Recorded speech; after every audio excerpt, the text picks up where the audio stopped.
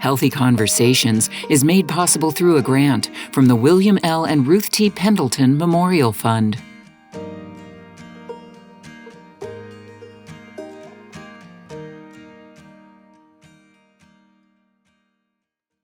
Hello, welcome to Dignity Health YRMC's Healthy Conversations program.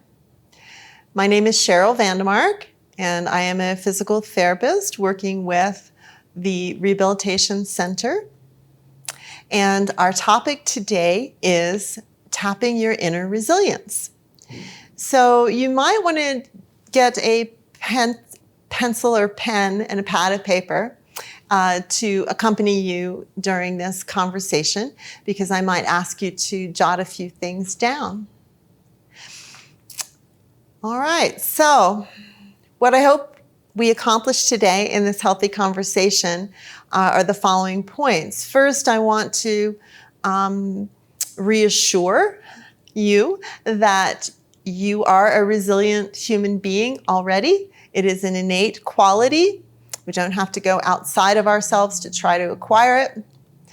So that's first. Secondly, I'd like us to recognize that whatever level of resilience we presently hold, that we are able to cultivate more. We can strengthen our resilience, and we're going to talk about ways that we can accomplish that today.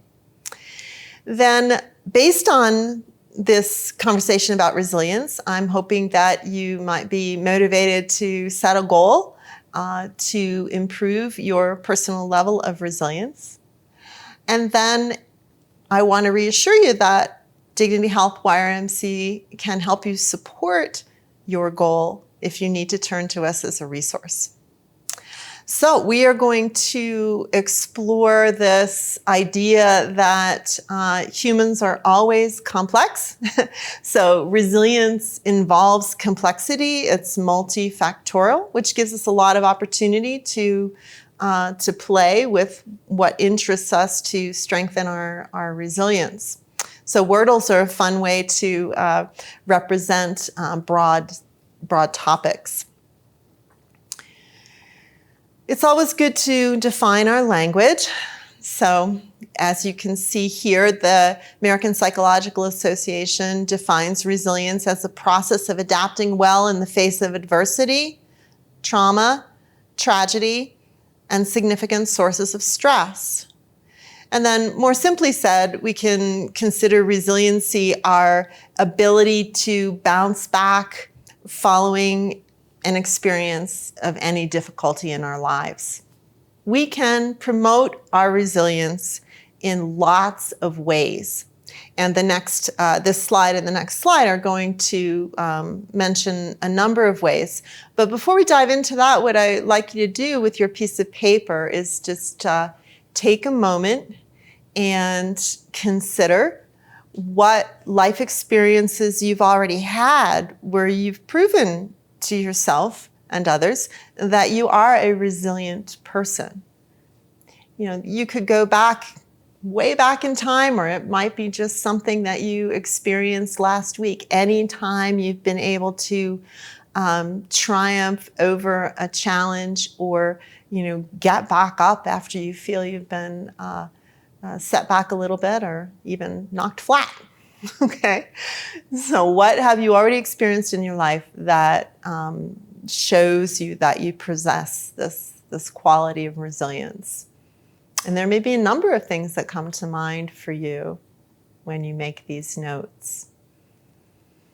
And you can always come back to this question later and give it more time and build this whole kind of triumphant list of things that you've experienced where you've demonstrated that you're resilient. It's kind of a motivating thing for us to do. So turning to the information that's on the slide, all of these qualities are things that we can develop within ourselves and in relationship to others. So humor always plays big It will never let you down to try to approach any situation, seeing that there might be a glimmer of humor in there.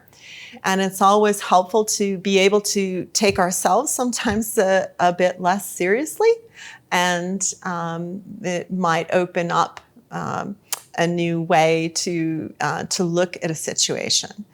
Working with humor is also a really nice way to explore being more self-accepting, right? When you can just look at yourself from that lens of humor and learning.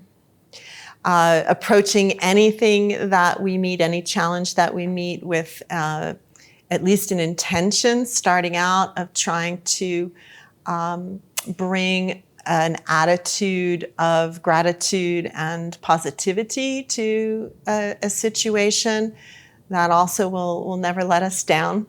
Okay. And realistic optimism, I think that's an important point, not like pie in the sky optimism, but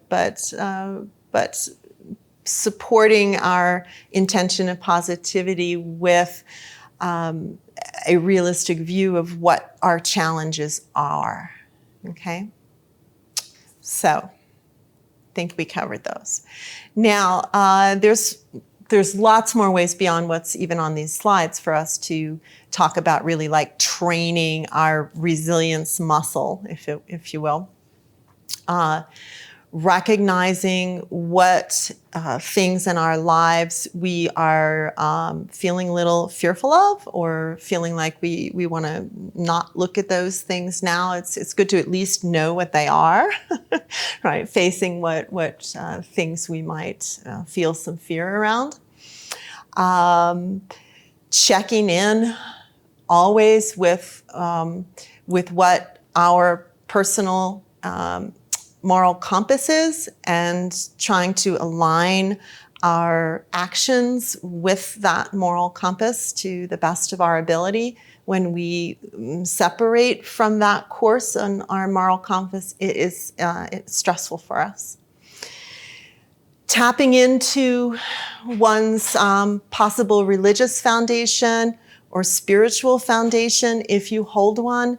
And it's always something to be able to lean into. That is, we're never without it. Physical fitness. I mentioned I'm a physical therapist. I'm a yoga therapist. I teach yoga in the public. Physical fitness is an absolute cornerstone for building your resilience. And no matter how old we are, we have the capacity to condition ourselves in some way. So it's never too late to begin. And it's always something that we can build upon, but we simply need to start. Okay? Cannot emphasize that enough.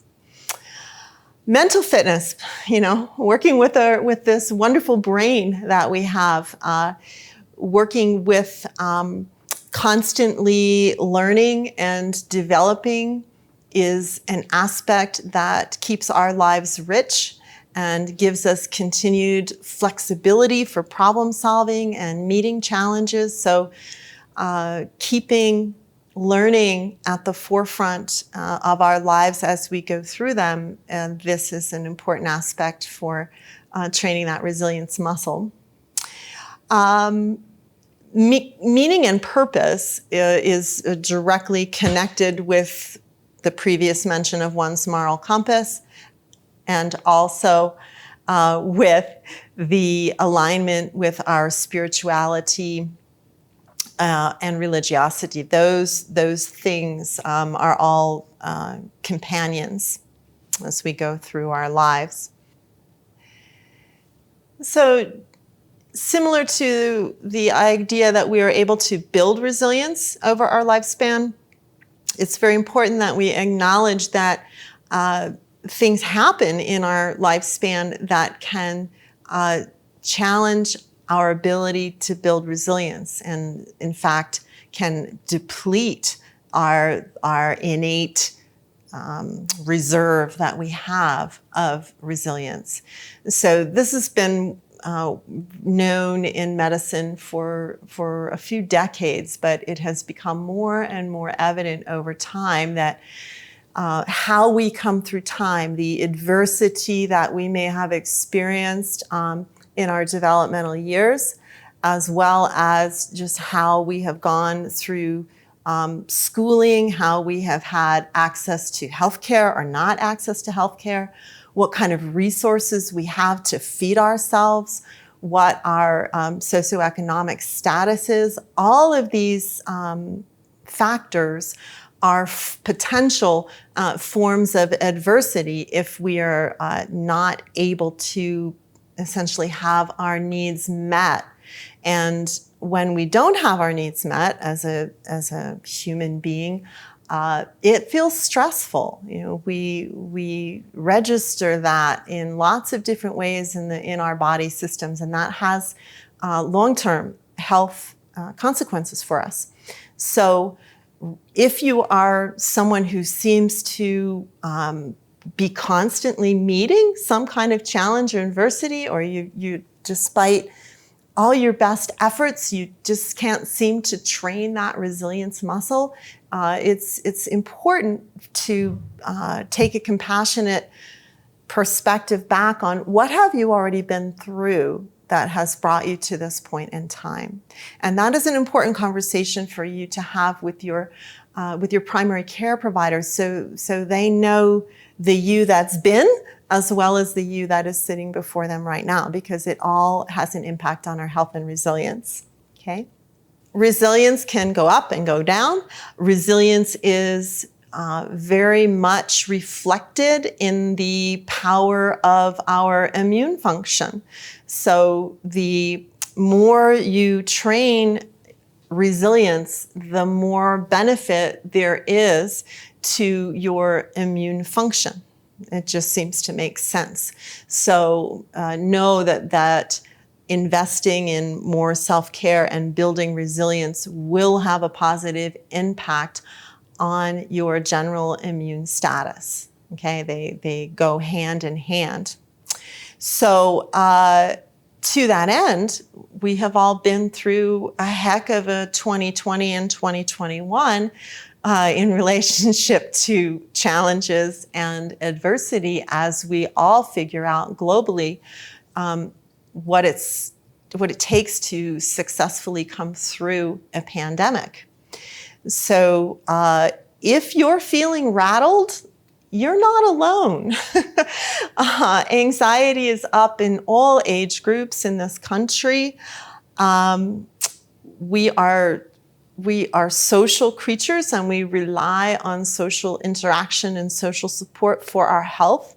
And so some of the restrictions that we have all been navigating has changed our access to one another in ways that can really increase stress. And I think we all recognize that as stress goes up, immune function is compromised. Okay, so living through a pandemic has been a stressful situation, and is likely to continue to be a stressful situation. So having stress coping strategies, there's a lot of common ground between good stress coping and resilience building. So they will serve one another. Okay, it's also very likely that with just changes in your whole routines and your activities and possibly stress eating, that there's been some weight gain during this COVID-19 phase. That is also quite common. But again, that is changeable. So I am going to ask you to take that notepad and take a moment and just reflect on whether or not you recognize what challenges to your resilience you may have faced in this phase that we're in, as well as just recognizing, probably in a longer reflection outside of this healthy conversation, what potential challenges or adversities you have met that may be making an impact on your current health status and capacity to build resilience. Those are important reflections for us to make. So we can always work with making changes in whatever we've identified. So if we found that our routines have been disturbed and our activity has diminished, we are able to work with new opportunities to increase our activity. We always, it's kind of a daily question, how is my activity rest balance looking today? The more we endeavor to keep that imbalance day to day, week to week, month to month, the better we will serve our capacity for resilience. And then, as previously mentioned, bringing new interests forward is an important part of our development. So again, as we continue to navigate these pandemic times, we may need to find new ways of accessing ways to do things that we've done before that we enjoy, but there might be new avenues to explore, such as online programs like this and online physical activity programs, health coaching programs, etc. So here's one of my favorite graphics. I like the colors. And it's also just really sweet in terms of representing resilience as a circle. It is definitely something that is to be viewed as a unifying experience as we turn to ourselves to tap our inner resilience, and as we turn towards one another for social and emotional support. That can be represented in a circle, and recognizing that, we have ourselves at the center of our relationship. We have our families, we have our workplaces, we have our communities, we have our spiritual or religious organizations. All of those things fall inside this circle of resilience.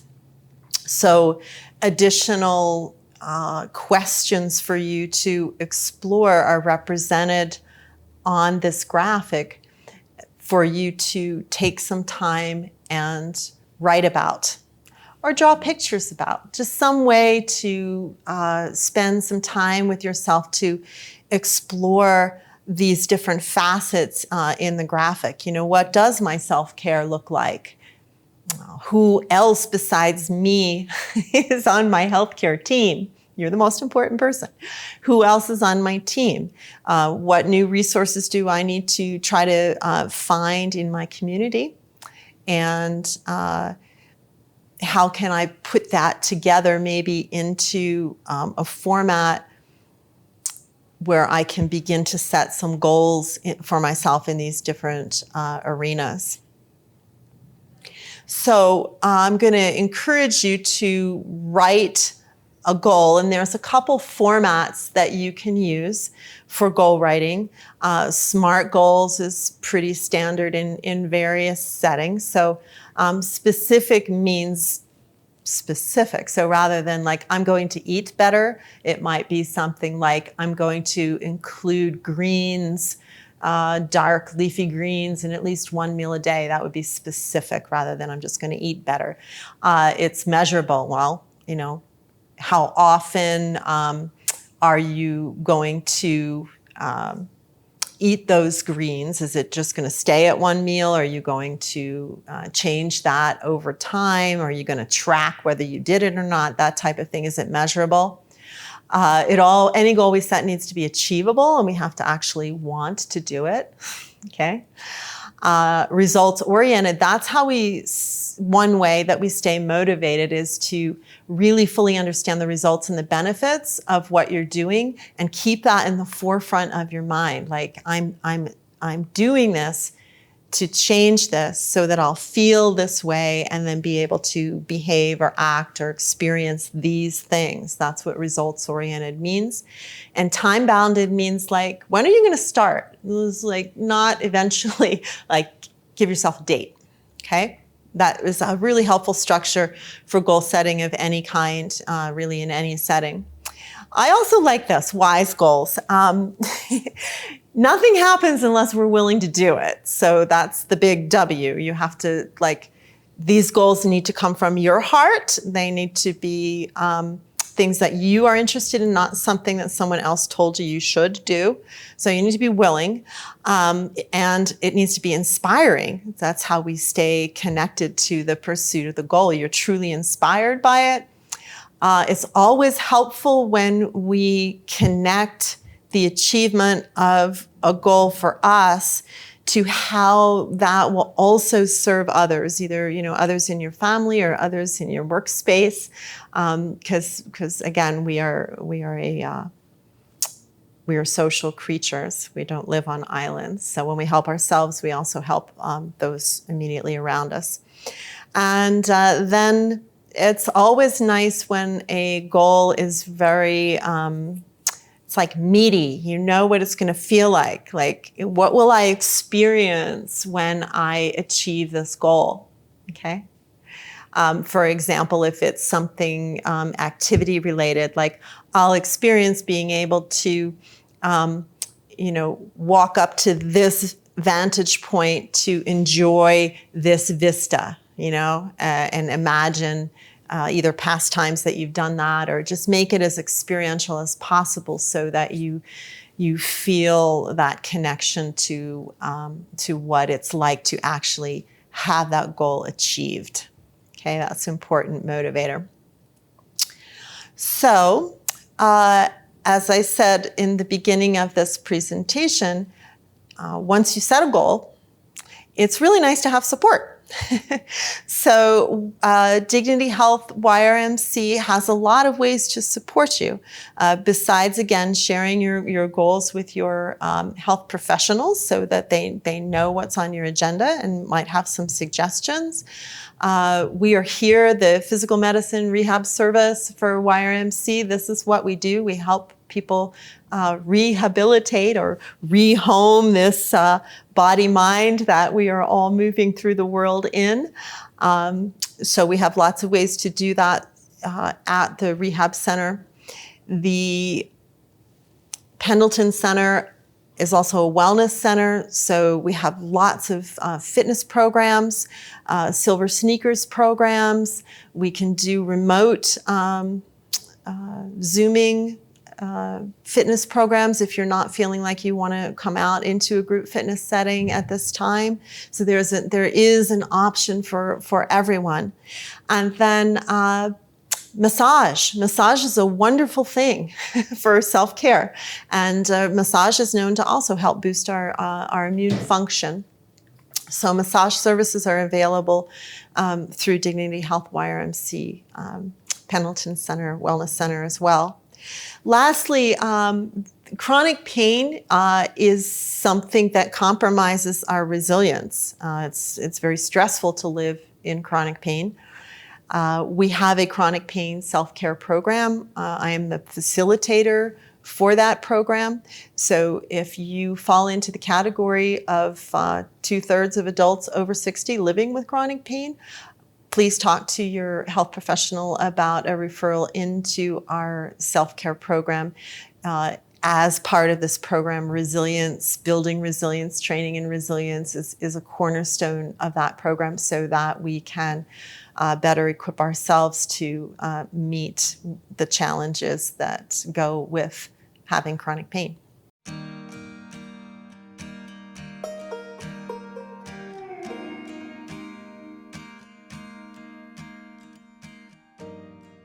Mindfulness is a common term, I think, these days. We see it in lots of different venues. And mindfulness is simply a skill, and any skill can be built with practice. So mindfulness essentially involves paying attention kindly to yourself and to what's happening around you in the present moment. And then there's another layer to mindfulness, and that is, in that scope of attention, attempting not to judge what you are attending to as necessarily good or bad. Can we just pay attention with a quality of neutrality? So mindfulness applies to resilience in lots of ways. A very important way is for us to know how we're feeling. We have to actually pay attention to how we're feeling versus ignoring how we're feeling, or possibly just denying how we're feeling. So to be resilient means to bounce back from a challenge. So if we are not practicing mindfulness, we may not actually be aware that we're feeling challenged, or we may not be aware that we're holding a perspective that we are in an adverse circumstance of some kind. So practicing mindfulness is really foundational to knowing what it is that your challenges are, so that you have a right view of where to begin to meet those challenges in a way that's not reactive, in a way that acknowledges that stress may be present, and working with that stress more as a type of activator than necessarily a foe type of stress to be vanquished. All right, stress. We all have stress, and it's not necessarily a bad thing. It can be a very helpful thing to motivate us sometimes, to inspire us, to keep us on a deadline, for example. So stress is not a bad guy, but mindfulness of how we are meeting whatever the stressor or activator is, how we're meeting that, what's happening in our body, what thoughts we're having about it, what emotions we're having about it. Basic mindfulness skills can be built so that you learn to properly attend to what's actually happening for you.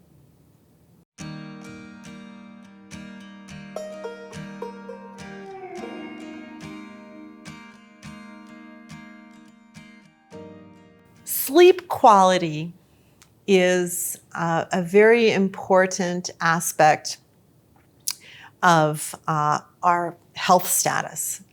Sleep is fundamental to restoring our body systems every night, right? It's the time for rejuvenation. It's a time for cleansing. It's a time for dreams. So, unfortunately, America is number one globally in insomnia. And that does not help our population health picture at all. So sleep quality is essential for health. And we are more able to meet life challenges when we are in a good state of health. So that is absolutely the connection. And it's something that you definitely want to have in your resource pool as an asset to you when you're trying to build resilience. If you're not sleeping well, it's really going to get in the way of anything else that you are adding to your plan to build resilience. So once again, let your healthcare provider know if you are having challenges with sleep. It's very common in our society to have sleep challenges. There's ways that we can explore that medically, and then there's a lot of basic sleep hygiene and self-care that we can do to significantly improve our sleep quality.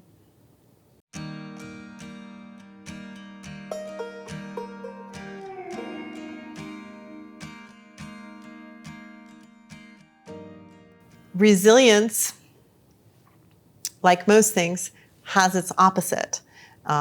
Its shadow side, if you will. The opposite or shadow side of resilience is burnout. And I think that burnout is something that doesn't just happen in the workplace. I think burnout can happen in lots of different places in our lives. So if we find ourselves feeling like our fuse is short, we find ourselves impatient, we find ourselves not being kind to ourselves and others, if we find ourselves being really self-critical, these are all different ways that we can sort of recognize, wow, maybe I need to take a look at my resilience. Because when our resilience is running low, again, it's an innate quality. You're never going to be completely out of it, but it needs to be fed and cultivated and trained. So you may not think that you need to work on resilience until you maybe recognize its other side. That's how a lot of us get to recognizing that we need to do something about this, is experiencing what happens when our resilience is depleted or challenged. So it's actually a useful way to look at what burnout can do for us. It can be a wake-up call. For more information on other topics in Healthy Conversations, you can go to yrmchealthconnect.org. And I thank you for your time and your attention today in having this healthy conversation with me.